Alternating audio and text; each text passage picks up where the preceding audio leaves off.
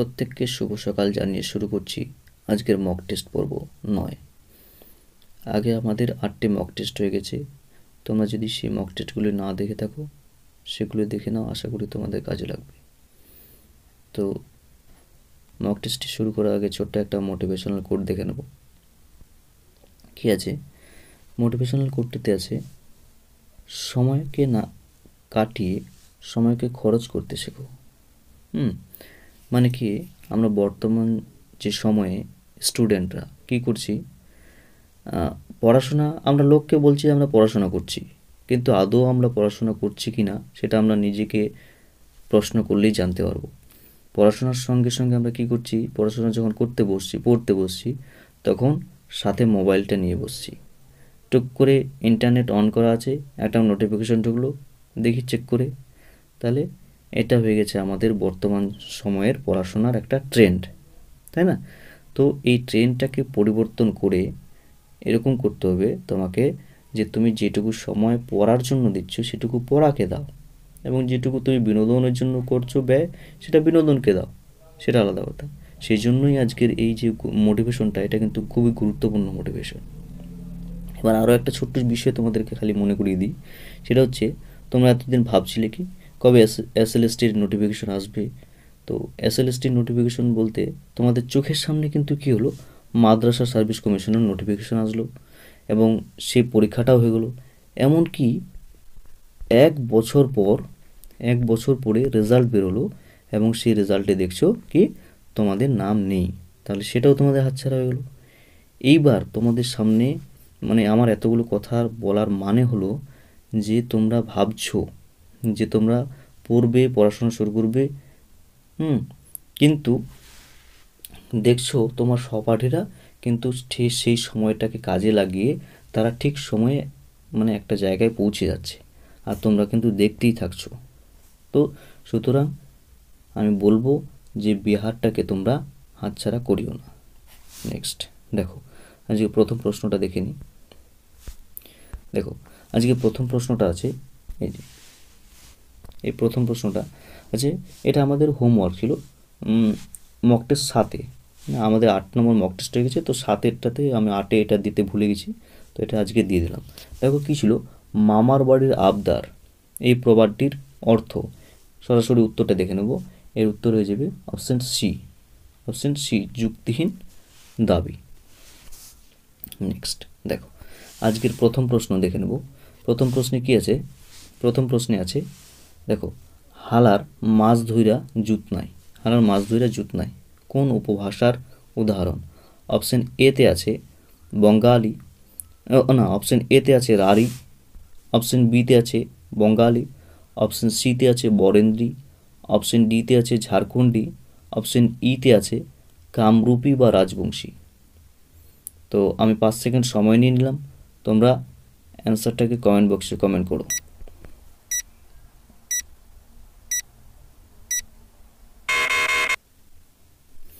তাহলে এর উত্তরটা হয়ে যাচ্ছে অপশান বি, বঙ্গালী, তাই না? দেখো, এর এক্সপ্লেনেশনে কি আছে একটু দেখে নেব। এর এক্সপ্লেনেশন আছে, দেখো, বঙ্গালী উপভাষা। এই বঙ্গালী উপভাষাটা কি হচ্ছে যে তোমার অঞ্চলগত অবস্থান কি দেখে নি। অঞ্চলগত অবস্থান হচ্ছে ঢাকা, ময়মনসিংহ, ফরিদপুর, বরিশাল, খুলনা, যশোর, নোয়াখালী, চট্টগ্রাম। এটা মনে রাখবে তোমরা। এবার দেখব এর একটু কতগুলো ধ্বনিতাত্ত্বিক বৈশিষ্ট্য দেখব আমরা। এই ধ্বনিতাত্ত্বিক বৈশিষ্ট্যগুলো মনে রাখলে তাহলে আমাদের বঙ্গালী উপভাষাটা কমপ্লিট হয়ে যাবে। দেখো, প্রথমে 1 নম্বরে আছে, শব্দ মধ্যস্থ ই বা উ তার পূর্ববর্তী ব্যঞ্জনের পূর্বে সরে এসে উচ্চারিত হয়। এই যে পূর্বে সরে আসাটাকে, এটাকে কিন্তু অপিনিহিতি বলা হয়। ঠিক আছে, এটা মনে রাখবে তোমরা, অপিনিহিতি বলা হয়। তো এই যে অপিনিহিতিটা, তাহলে এর একটা উদাহরণ দিয়ে দিই। এর উদাহরণ হবে আজি, আজি থেকে আইজ, এটা হয়ে গেল প্রথমটার উদাহরণ। নেক্সট, এবার দেখো 2 নম্বরে কি আছে। 2 নম্বরে আছে তোমার এ রূপে উচ্চারিত হয়। যে এটা যে স্বরধ্বনিটা আছে, এই স্বরধ্বনিটা এ রূপে উচ্চারিত হয়। যেমন কি এখানে একটু এটা একটু খেয়াল করো, এই যে এখানে তোমরা এটা একটু খেয়াল করো, এখানে আছে এ, এই যে এ কোথায় আছে, এখানে। এই এটা হচ্ছে সম্মুখ স্বরধ্বনি, আবার এটা উচ্চ মধ্য স্বরধ্বনি, আবার এটা হচ্ছে কি অর্ধ সংবৃত স্বরধ্বনি। হ্যাঁ, এবার এই স্বরধ্বনিটা কি হচ্ছে, এ রূপে উচ্চারিত হচ্ছে। কি নিম্ন মধ্য স্বরধ্বনি, অর্ধ বিবৃত স্বরধ্বনি, আর হচ্ছে সম্মুখ স্বরধ্বনি রূপে উচ্চারিত হচ্ছে। যেমন এটা একটু উদাহরণ দিয়ে দিই, কি আছে এর উদাহরণটা হচ্ছে, এর উদাহরণটা হয়ে যাবে এই যে 2 নম্বরটার কি দেব, দেশ। এই যে দেশ, দেশ থেকে কি হয়ে যাচ্ছে, দেশ, এই যে দেশ। তাহলে এটা হয়ে গেলো, তাহলে এটা এখানে এ ছিল, এই যে এটা এ রূপে উচ্চারিত হচ্ছে। এবার হচ্ছে 3 নম্বর অপশানে কি আছে, ও। 3 নম্বর অপশান আছে ও, ও হর্ষ রূপে উচ্চারিত হয়। যেমন উদাহরণ কি আছে, ওটা আছে, ওটা ও রূপে উচ্চারিত। যেমন কি লোক, যদি বলি লোক, লোকটা কি হয়ে যাবে, লোকটা হয়ে যাবে লুক, এই যে। তাহলে এখানে ও ছিল, এখানে হর্ষ হয়ে গেল, তাহলে লোকটা লুক হয়ে গেল। এবারে 4 নম্বর দেখো কি আছে, সঘোষ মহাপ্রাণ বর্ণ সঘোষ অল্পপ্রাণ বর্ণরূপে অল্পপ্রাণ রূপে উচ্চারিত। যেমন কি এখানে এটাও একটু এক্সপ্লেন, মানে এটারও আবার এক্সপ্লেন দেখাচ্ছি, যে কি সঘোষ মহাপ্রাণ বর্ণ। দেখো সঘোষ মহাপ্রাণ কোনগুলো, এই যে এগুলো সঘোষ মহাপ্রাণ, তাই না? তাহলে এই সঘোষ মহাপ্রাণগুলো এই সঘোষ অল্পপ্রাণ রূপে উচ্চারিত হচ্ছে। যেমন উদাহরণ কি, যখন দেখো উদাহরণ হচ্ছে ধরো ভাত, ভাতটা কী হয়ে যাচ্ছে, এই বঙ্গালী উপভাষায় বাত হয়ে যাচ্ছে, তাই না? তাহলে এই যে ভটা কি আছে, এখানে এই ভটা আছে এখানে তোমার সঘোষ মহাপ্রাণ। এবার সঘোষ মহাপ্রাণটা সঘোষ অল্পপ্রাণ রূপে উচ্চারিত হচ্ছে ব। তাহলে এখানে ছিল ভাত, এখানে হয়ে গেল বাত, তাই না? ভটা ব হয়ে গেল, তো ঠিক আছে। নেক্সট দেখো এরপরে কি আছে, 5 নম্বরে আছে, দেখো 5 নম্বরে আছে তাড়িত ধ্বনি। অর্থাৎ তাড়িত ধ্বনি কি কি, ডৈশিণ্ড আর হচ্ছে ঢৈশিণ্ড, তাই না? এই তাড়িত ধ্বনি কি হচ্ছে, ডৈশিণ্ড ঢৈশিণ্ড র রূপে হচ্ছে, বৈশিণ্ড রূপে উচ্চারিত হচ্ছে, বৈশিণ্ড রূপে উচ্চারিত হচ্ছে।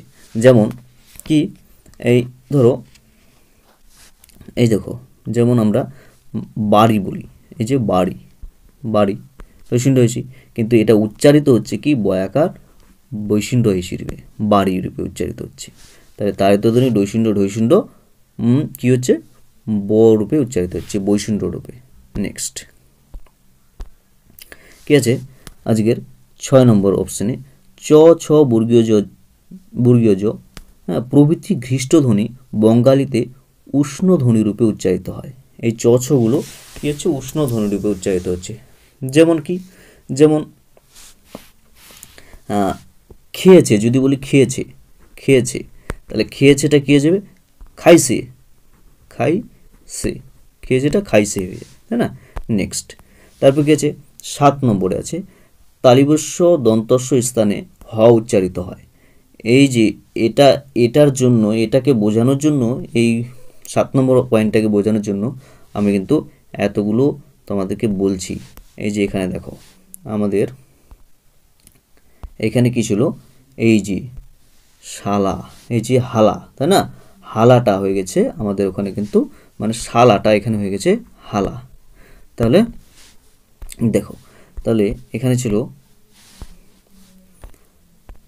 এখানে তোমার তালিবস্য দন্তাস্য স্থানে হ উচ্চারিত হচ্ছে। তাহলে এটা বঙ্গালী উপভাষার প্রধান বৈশিষ্ট্য হয়ে গেল আরেকটা। এবার 8 নম্বরে দেখো, শব্দের আদিতে ও মধ্যে অবস্থিত হকার লুপ্ত হয়ে অকার উচ্চারিত হয়। শব্দের মধ্যে এবং আদিতে অবস্থিত হকার লুপ্ত হয়ে গিয়ে যাচ্ছে, অকার রূপে উচ্চারিত হচ্ছে। যেমন কি যেমন হচ্ছে হয়, এই হয়, হয়টা কি হয়ে যাচ্ছে অয়। এগুলো হচ্ছে বঙ্গালী উপভাষার বৈশিষ্ট্য। নেক্সট, তাহলে বঙ্গালী উপভাষা ক্লিয়ার হয়ে গেল। এবার আমরা দেখব আজকে 2 নম্বর প্রশ্ন। কি আছে 2 নম্বর প্রশ্নে? দেখো 2 নম্বর প্রশ্নে আছে নয়ন থেকে নয়ান ধ্বনি পরিবর্তনের এটা কোন রীতি? অপশন এতে আছে স্বরাগম, অপশন বিতে আছে বর্ণাগম, অপশন সিতে আছে ব্যঞ্জনাগম, অপশন ডিতে আছে উপরের একাধিক বিকল্প ঠিক, অপশন ইতে আছে উপরের কোনোটি ঠিক নয়। অ্যান্সার কমেন্ট করো। 5 সেকেন্ড সময় নিয়ে নিলাম।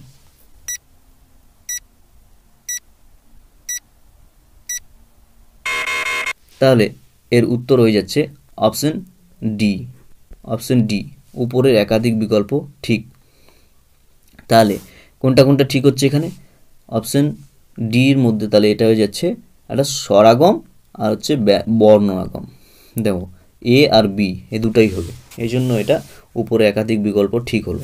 তো এটা একটু এক্সপ্লেনেশনটা দেখে নিই, কী আছে এর এক্সপ্লেনেশনে।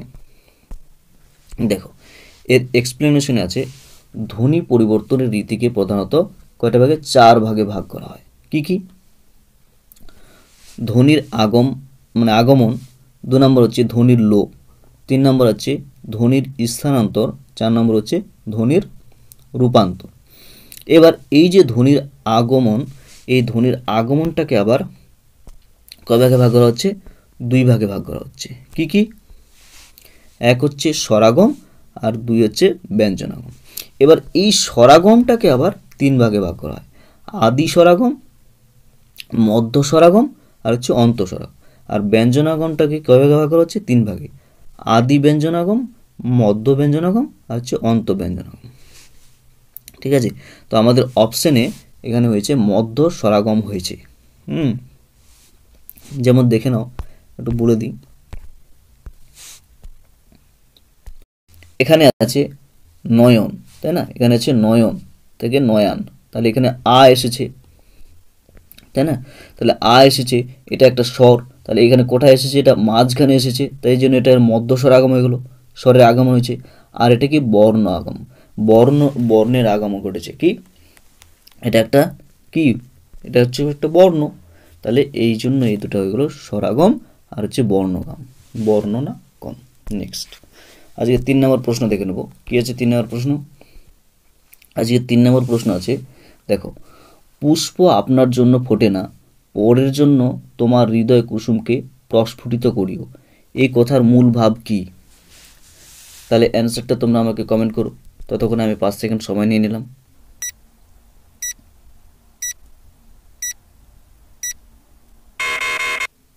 তাহলে এর উত্তরটা হয়ে যাচ্ছে অপশন কি? Option D. অপশন ডি, উপরের একাধিক বিকল্প ঠিক। এটারও কিন্তু অপশন টি হয়ে গেল, উপরের একাধিক বিকল্প ঠিক। এটাতে কি বোঝাচ্ছে? উদারতা আর হচ্ছে পরোপকারিতা। নেক্সট, দেখো তাহলে এটা তো কোনো এক্সপ্লেনেশন দরকার নেই। এবার 4 নম্বর প্রশ্ন আজকের, দেখো কোনটি শুদ্ধ বানান? এই প্রশ্নগুলোকে তোমরা কিন্তু ইগনোর করবে না, যে এগুলো সোজা সোজা প্রশ্ন তো ইগনোর করে যায় না। দেখো এর মধ্যে মজা আছে, কারণ প্রথমে আমি 2-1টা প্রিভিয়াস ইয়ার কোশ্চিন দিয়ে শুরু করি, তারপরে তোমাদেরকে একটা ভালো জায়গায় দেখো নিয়ে যাচ্ছি, ধীরে ধীরে তোমাদেরকে একটু কঠিন দিকে নিয়ে যাচ্ছি। এবার দেখো 4 নম্বর প্রশ্ন কী আছে? অপশন এতে আছে কোনটি শুদ্ধ বানান? কল্লা নি আশু, তাই না? এখানে দন্তাস্ব শেষে। এখানে অপশন বিতে আছে কল্লা নিয়াসু মুদানসয়সু। আর এখানে কি আছে? অপশন সিতে আছে কল্যাণী, এই যে মূর্ধন্য, এখানে মূর্ধন্য আছে আবার দন্তাসয়সু আছে, তাই না? আর অপশন ডিতে আছে উপরে একাধিক বিকল্প ঠিক, অপশন ইতে আছে উপরের কোনোটি ঠিক নয়। তাহলে 5 সেকেন্ড সময় নিয়েছি, তোমরা অ্যান্সার কমেন্ট করো।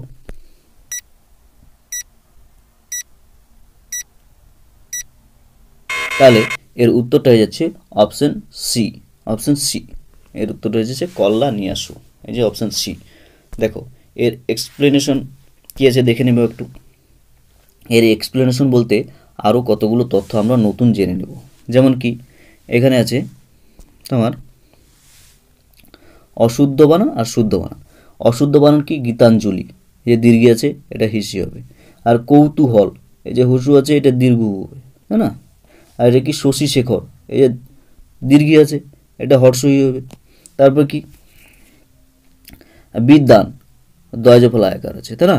এটা দয় বয় আকার হয়ে যাবে বিদ্যান। নমস্কার, মূর্ধন্যস্বয় কয় আকার আছে কিন্তু, এখানে কি হবে? দন্তস্বয় কয় আকার। তাহলে এই পাঁচটা তোমরা ভালো করে মনে রাখো। নেক্সট দেখো আজকের 5 নম্বর প্রশ্ন কি আছে। আজকের 5 নম্বর প্রশ্নে এক ভাষার মধ্যে অন্য ভাষার প্রয়োগকে বলা হয়। অপশন এ তে আছে অনুবাদ, অপশন বি তে আছে অনুদিত, অপশন সি তে আছে বুকনি, অপশন ডি তে আছে উপরে একাধিক বিকল্প ঠিক, অপশন ই তে আছে উপরের কোনোটি ঠিক নয়। তাহলে 5 সেকেন্ড সময় নিয়ে নিচ্ছি, তোমরা অ্যান্সার কমেন্ট করো।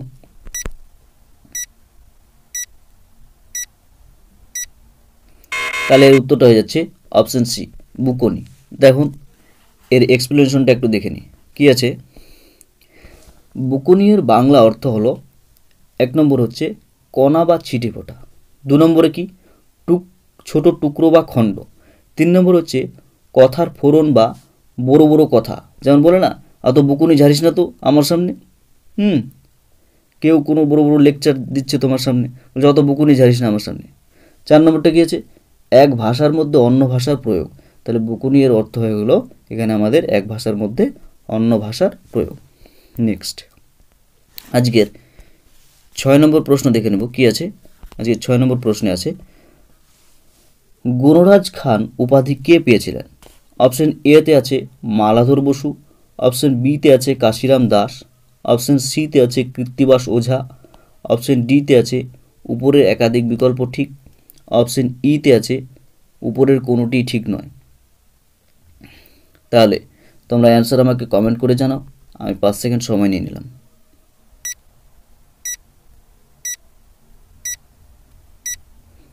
তাহলে এর উত্তরটা হয়ে যাচ্ছে অপশন এ।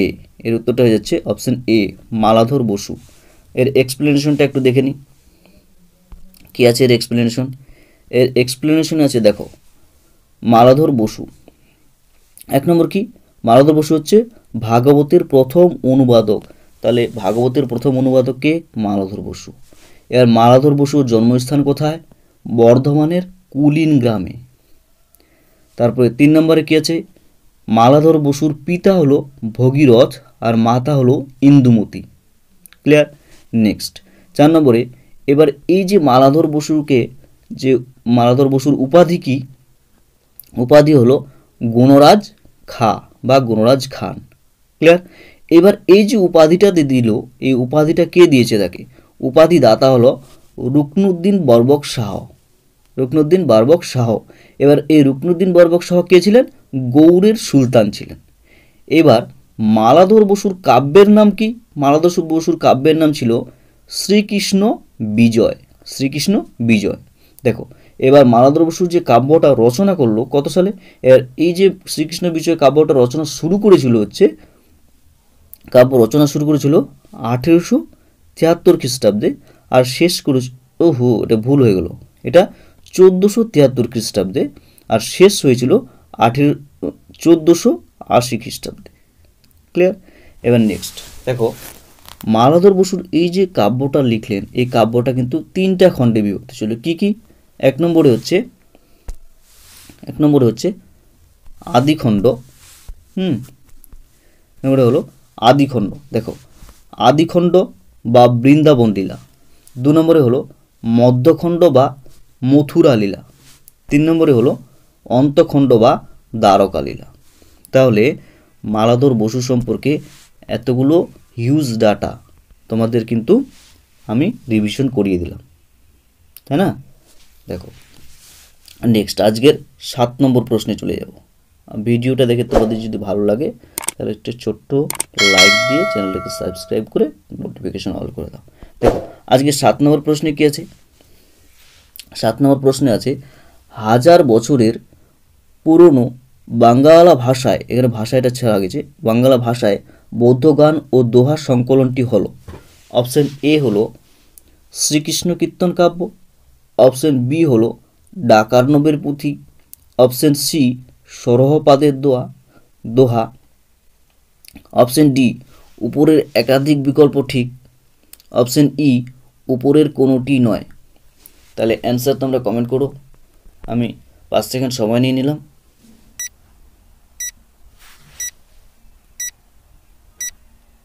তাহলে এর উত্তরটা হয়ে যাচ্ছে অপশন ডি উপরের একাধিক বিকল্প ঠিক। অপশন ডি উপরের একাধিক বিকল্প ঠিক। দেখো তাহলে আমরা এর একটু এক্সপ্লেনেশনটা দেখে নেব।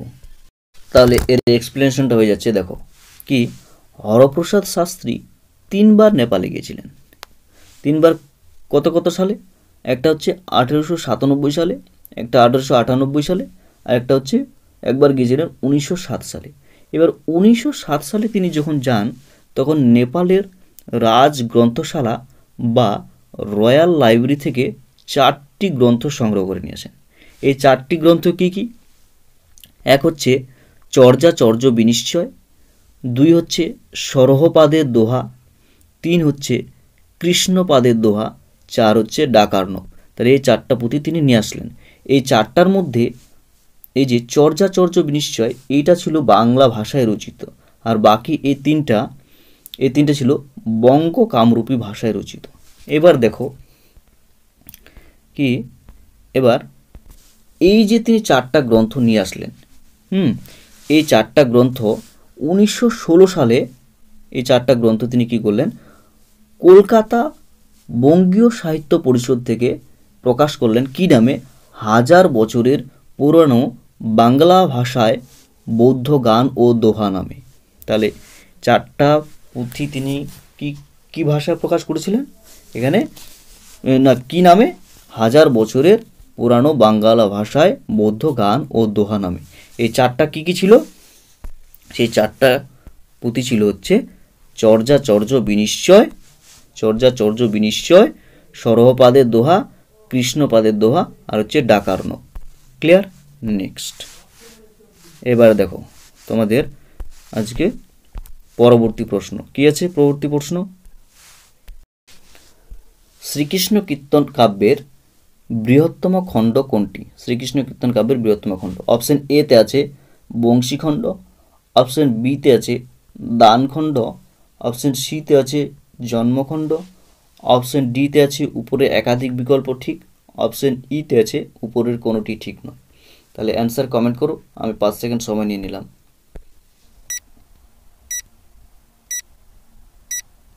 তাহলে এর উত্তরটা হয়ে যাচ্ছে অপশন বি দানখণ্ড, তাই না? অপশন বি দানখণ্ড। দেখো এবারে দেখো এর এক্সপ্লেনেশনটা কি আছে। এর এক্সপ্লেনেশনটা আছে আমার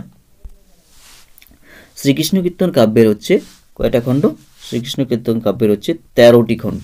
প্রথম খণ্ড হলো জন্মখণ্ড, তারপরে 2 নম্বর হচ্ছে তাম্বুলখণ্ড, 3 নম্বর হচ্ছে দানখণ্ড, 4 নম্বর নৌকাখণ্ড, 5 নম্বর ভারখণ্ড, 6 নম্বর ছত্রখণ্ড, 7 নম্বর বৃন্দাবন খণ্ড, 8 নম্বর হচ্ছে কালীয় দমন খণ্ড, 9 নম্বর যমুনা খণ্ড, 10 নম্বর হারখণ্ড, 11 নম্বর বানখণ্ড, 12 নম্বর বংশীখণ্ড, 13 নম্বর হলো রাধা বিরহ।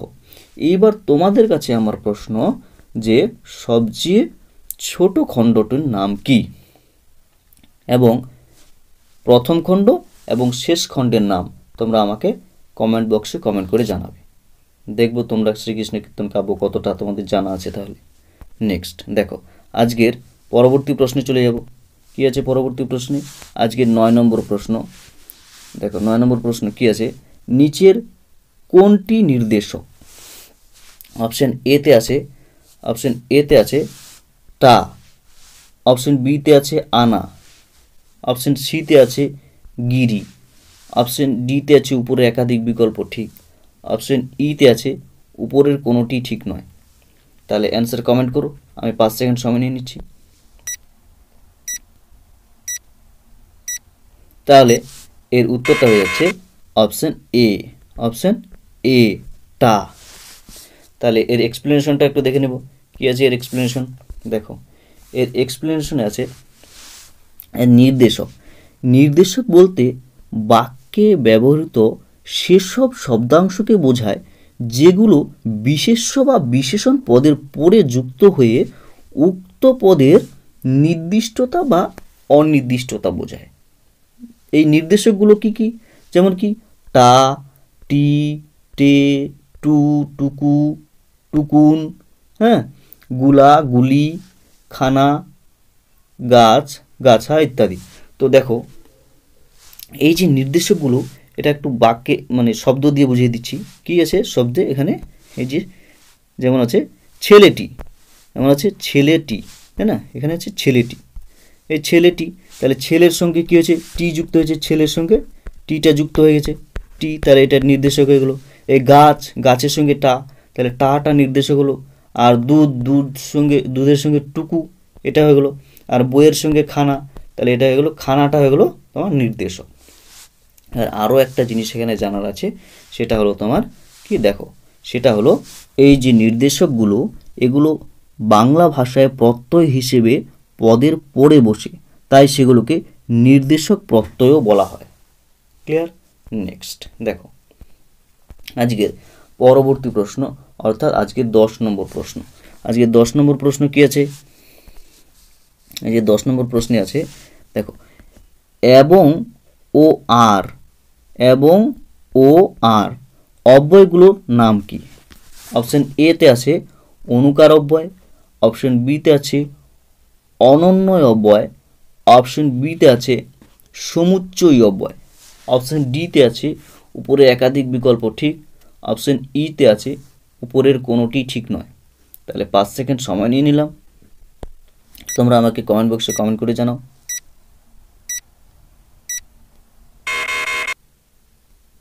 তাহলে এর উত্তরটা হয়ে যাচ্ছে অপশন সি, অপশন সি, সমুচ্চয়ী অব্যয়, সমুচ্চয়ী অব্যয়। দেখো এর এক্সপ্লেনেশনটা একটু দেখে নিই, কী আছে এর এক্সপ্লেনেশন?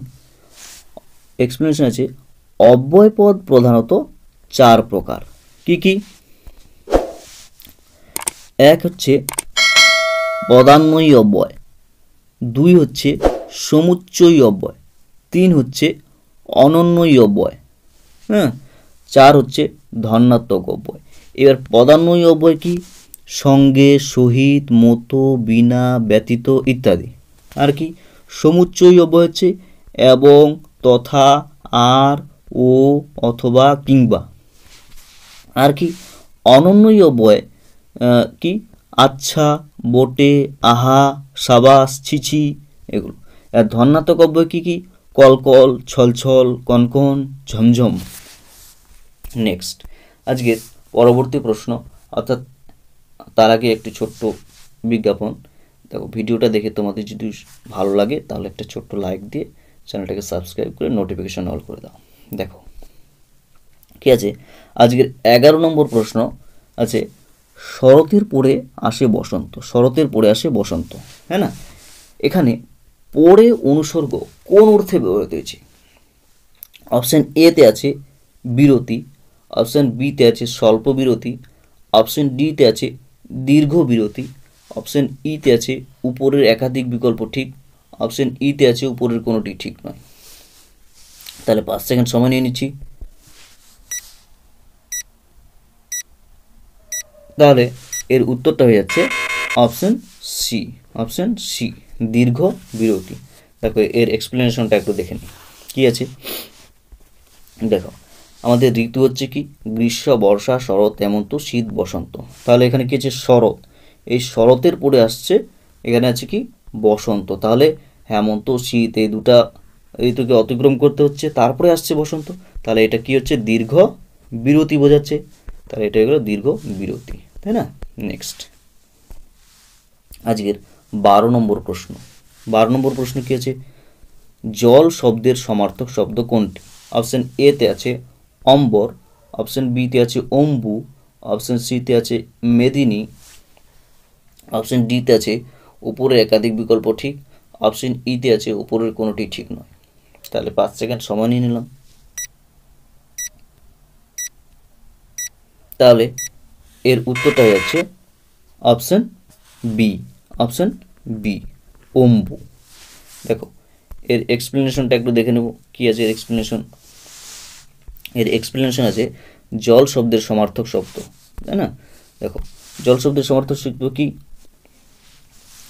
অপ, অম্বু, অম্ভ, উদক, বাড়ি, তৈ, পায়, নীল, সলিল, কম, ইরা, ইলা। তাহলে এগুলো কিন্তু খুব মনে রাখবে গুরুত্ব সহকারে, কারণ সমার্থক শব্দ থেকে বিপিএসসিতে কিন্তু প্রশ্ন আসেই। এটা খুব মানে মাথায় রাখার চেষ্টা করবো। দেখো তারপরে কি আছে, আর একটা এক্সট্রা জেনে নিচ্ছি, সেটা হচ্ছে আকাশ। কি আছে? অম্বর, আকাশের মানে যে এটা মানে তোমার সমার্থক শব্দ, আকাশের সমার্থক শব্দ কি হচ্ছে? অনেক আছে অম্বর, গগন, বিমান, নভ, নভমণ্ডল, নভস্থল, তারপর হচ্ছে বোম, অন্তরীক্ষা, অভ্র, শূন্য, দুলক্ষ। তাহলে এগুলো হচ্ছে আকাশের সমার্থক শব্দ। গলার কন্ডিশন একটু খারাপ তো, তাই খুবই অসুবিধা হচ্ছে। দেখো আজকে 13 নম্বর প্রশ্ন। 13 নম্বর প্রশ্ন কি আছে? অনুবাদের ভাষা কিরূপ হওয়া উচিত? অপশন এ তে আছে বক্তব্য প্রধান, অপশন বি তে আছে সুমধুর, অপশন সি তে আছে সহজ সরল ও প্রাঞ্জল, অপশন ডি তে আছে উপরের একাধিক বিকল্প ঠিক, অপশন ই তে আছে উপরের কোনোটি ঠিক নয়। তাহলে অ্যান্সার তোমরা আমাকে কমেন্ট করে জানাও, আমি ততক্ষণে 5 সেকেন্ড সময় নিয়ে নিচ্ছি।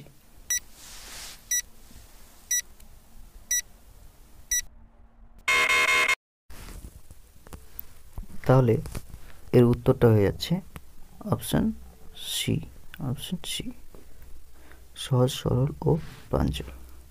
নেক্সট দেখো এর এক্সপ্লেনেশনটা কি আছে দেখে নিই। এর এক্সপ্লেনেশন আছে অনুবাদ প্রধানত দুই প্রকার। কি কি? এক নম্বর হচ্ছে ভাবানুবাদ, দুই নম্বর হচ্ছে আক্ষরিক অনুবাদ। এর অনুবাদ হলো এক ভাষা থেকে অন্য ভাষায় রূপান্তর। নেক্সট আজকে 14 নম্বর প্রশ্ন কি আছে? সারাংশ বলতে বোঝায়। অপশন এ তে আছে রচনার মূল ভাব ও আনুষঙ্গিক ভাব বিশ্লেষণ করা,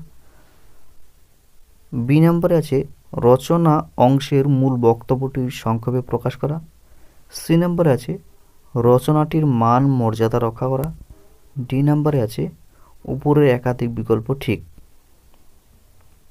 ই নম্বরে আছে উপরের কোনোটি ঠিক নয়।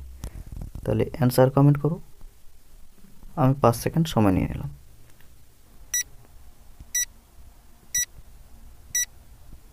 তাহলে এর উত্তরটা যাচ্ছে অপশন বি, রচনা অংশের মূল বক্তব্যটি সংক্ষেপে প্রকাশ করা। আজকের 15 নম্বর প্রশ্ন কি আছে? 15 নম্বর প্রশ্ন হচ্ছে জ্ঞানী লোক সকলের শ্রদ্ধা পান, এটা কোন বাক্য? অপশন এ সরল বাক্য, অপশন বি জটিল বাক্য, অপশন সি যৌগিক বাক্য, অপশন ডি উপরের একাধিক বিকল্প ঠিক, অপশন ই উপরের কোনোটি ঠিক নয়। অ্যান্সার কমেন্ট করো, 5 সেকেন্ড সময় নিয়ে নিলাম।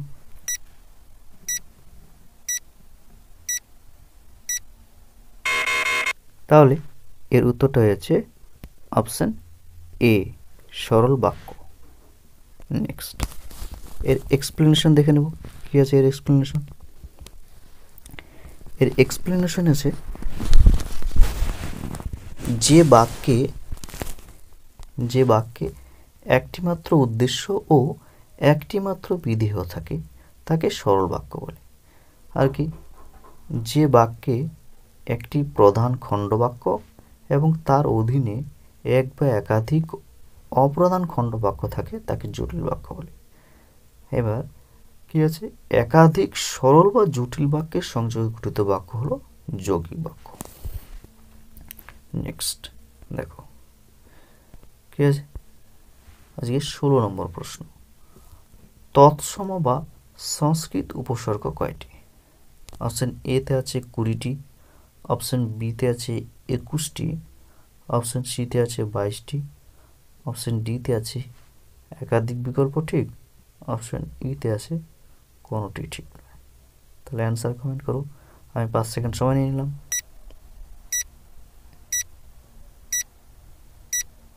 তাহলে এর উত্তরটা যাচ্ছে অপশান এ, 20টি। এর এক্সপ্লেনেশনটা একটু দেখে নেব। কী আছে এর এক্সপ্লেনেশন? এর এক্সপ্লেনেশনে আছে 20টি সংস্কৃত উপসর্গ। কি কি? প্র, পরা, অপ, সম, নি, অব, অনু, নির, নির, দূর, বি, অধি, সু, উদ, পরি, প্রতি, অভি, অতি, অপি, উপ, হচ্ছে আ। তোমাদের কাছে আমার প্রশ্ন হলো যে খাঁটি বাংলা উপসর্গ কয়টি, তোমরা আমাকে বলো তো কমেন্টে। নেক্সট কে আছে আজকে 17 নম্বর প্রশ্ন, অর্ণব মানে কি? অপশন এতে আছে সুবর্ণ, অপশন বিতে আছে হীরক, অপশন সিতে আছে জলধি বা সমুদ্র, অপশন ডিতে আছে একাধিক বিকল্প ঠিক, অপশন ইতে আছে উপরের কোনোটি ঠিক নয়। তাহলে অ্যান্সার কমেন্ট করো। 5 সেকেন্ড সময় নিয়ে নিলাম।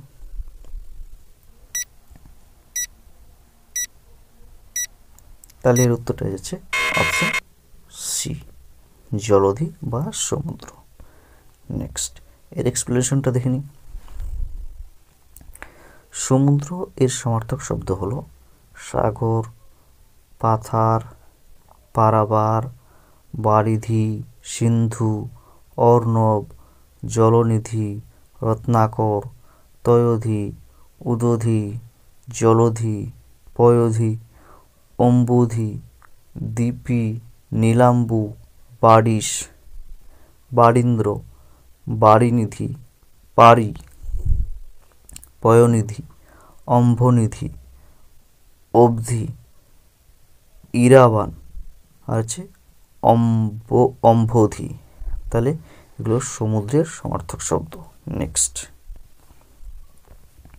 কি আছে আজকের 18 নম্বর প্রশ্ন, উপকারীর অপকার করেছে তাকে কি বলে? অপশন এ কৃতজ্ঞ, অপশন বি কৃতজ্ঞ, অপশন সি অকৃতজ্ঞ, অপশন ডি উপরে একাধিক বিকল্প ঠিক, অপশন ই কোনোটি ঠিক নয়। অ্যান্সার কমেন্ট করো। 5 সেকেন্ড সময় নিয়ে নিলাম।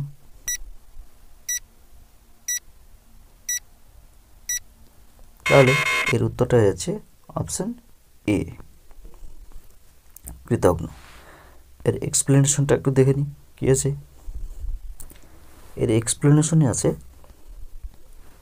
কি কৃতজ্ঞ। তাহলে উপকারীর যে অপকার করে তাকে তো কৃতজ্ঞ বলে, এখানে কি কৃতজ্ঞ। উপকারীর উপকার স্বীকার করেছে তাকে বলে কৃতজ্ঞ। এবার কি অকৃতজ্ঞ হচ্ছে কি উপকারীর উপকার স্বীকার করে না, মানে যে স্বীকার করবে না সেটা হবে অকৃতজ্ঞ। নেক্সট আজকের 19 নম্বর প্রশ্ন কি আছে, তোমার হাত দুটি ইস্পাতের মতো নরম, বাক্যটিতে কোন গুণের অভাব আছে? অপশন এতে আছে যোগ্যতা, অপশন বিতে আছে আকাঙ্ক্ষা, অপশন সিতে আছে আসক্তি, অপশন ডিতে আছে একাধিক বিকল্প ঠিক, অপশন এতে আছে কোনোটি ঠিক নয়। অ্যান্সার কমেন্ট করো। 5 সেকেন্ড সময় নিয়ে নিলাম।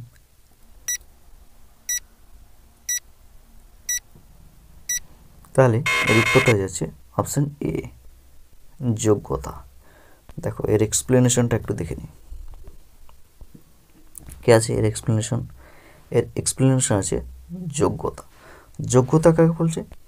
যোগ্যতা বলছে যে বাক্যের অন্তর্গত পদগুলোর মধ্যে অর্থের সঙ্গতি ও ভাবের মিলবন্ধনকে যোগ্যতা বলে। যেমন কি সূর্য পশ্চিম দিকে উদিত হয়, এটা যদি বলি তাহলে এটা কি হচ্ছে, এটা তো মানে অর্থের সঙ্গতি থাকছে না এই বাক্যের মধ্যে। আর যদি বলি সূর্য পূর্ব দিকে উদিত হয়, তাহলে সূর্য তো পূর্ব দিকে উদিত হয়, তাহলে এটার যোগ্যতা গুণটা কী করলো, পালিত হলো, মানে অর্থের সঙ্গতি থাকলো এবং ভাবের মিলবন্ধন থাকলো, সেই জন্য এটা যোগ্যতা গুণযুক্ত বাক্য। নেক্সট আর কি আছে যোগ্যতার পরে আকাঙ্ক্ষা। আকাঙ্ক্ষা কি? আকাঙ্ক্ষা হচ্ছে বাক্যের অর্থ পুরোপুরি বোঝার জন্য এক পদ শোনার পর অন্য পদ শোনার ইচ্ছা বা আগ্রহ। যেমন যদি বলি বনে থাকে, তখন তোমাদের মনে প্রশ্ন জাগবে যে কি থাকে, তখন আমি বলবো যে বনে বাঘ থাকে। তাই তোমাদের যে আকাঙ্ক্ষাটা তৈরি হলো সেটাই হচ্ছে কি আকাঙ্ক্ষা গুণ। নেক্সটে কি আছে? আসক্তি। বাক্যের অর্থ সঙ্গতি রক্ষা করে পদগুলোকে যথাযথভাবে সাজিয়ে রাখার নাম হচ্ছে আসক্তি। যেমন কি যে আসক্তি হচ্ছে, যেমন বাবা বাজার ইলিশ থেকে এনেছেন, এটা তো হচ্ছে না, এ অর্থের সঙ্গতি রক্ষা করছে না, এটা কি করছে?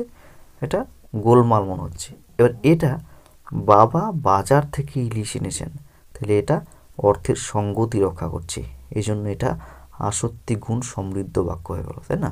এখানে একটা জিনিস মনে রাখবে, যেটা আসক্তি নয়, এই কথাটা হচ্ছে আসক্তি। ঠিক আছে, নেক্সট কি আছে? আজকের 20 নম্বর প্রশ্ন, অনুসর্গ সাধারণত কোথায় বসে? অপশন এতে আছে শব্দের পূর্বে, অপশন বিতে আছে শব্দের পরে, অপশন সিতে আছে বাক্যের শেষে, অপশন ডিতে আছে একাধিক বিকল্প ঠিক, অপশন ইতে আছে কোনটি ঠিক নয়।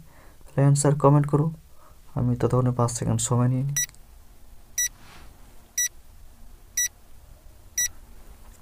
তাহলে এর উত্তরটাই যাচ্ছে অপশন বি। শব্দের পরে। দেখো এর এক্সপ্লেনেশনটা একটু দেখে নিই। এর এক্সপ্লেনেশনটা কী আছে দেখো, উপসর্গ কি করে, উপসর্গ ধাতু বা শব্দের আগে বসে, আর অনুসর্গটা কি করে, সাধারণত বিশেষ্য বা সর্বনাম পদের পরে বসে। তাহলে উপসর্গটা কি করে আগে বসে আর অনুসর্গটা পরে বসে, এটা কিন্তু খুব মনে রাখবে। এগুলো এই দুটার মধ্যে পরীক্ষায় একটা আসবেই, এটা শিওর বলা যায় একদম। নেক্সট আজকের তোমাদের হোমওয়ার্ক কি থাকবে? হোমওয়ার্ক, তিলে তেল আছে, এটা কোন কারক হবে? অপশন এ কর্মকারক, অপশন বি অপাদান কারক, অপশন সি অধিকরণ কারক, অপশন ডি উপরের একাধিক বিকল্প ঠিক, অপশন ই উপরের কোনটি ঠিক নয়। তাহলে এটা তোমরা আমাকে অবশ্যই কমেন্ট বক্সে কমেন্ট করে জানাবে। আর ততক্ষণে পড়াশোনার মধ্যে থাকবে, এমনকি পড়াশোনার যুক্ত থাকবে। দেখা হচ্ছে পরবর্তী মক টেস্টে। আজকে এ পর্যন্তই।